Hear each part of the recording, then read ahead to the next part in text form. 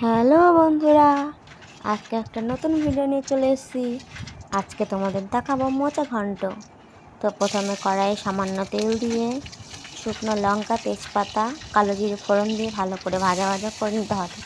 তারপরে কাঁচা লঙ্কা ফাটিয়ে ভাজা ভাজা করে নিয়ে কড়াইয়ে আগে থেকে কেটে রাখা আলুগুলো দিয়ে ভালো করে লবণ হলুদ দিয়ে ভালো করে ভাজা ভাজা করে নিতে হবে।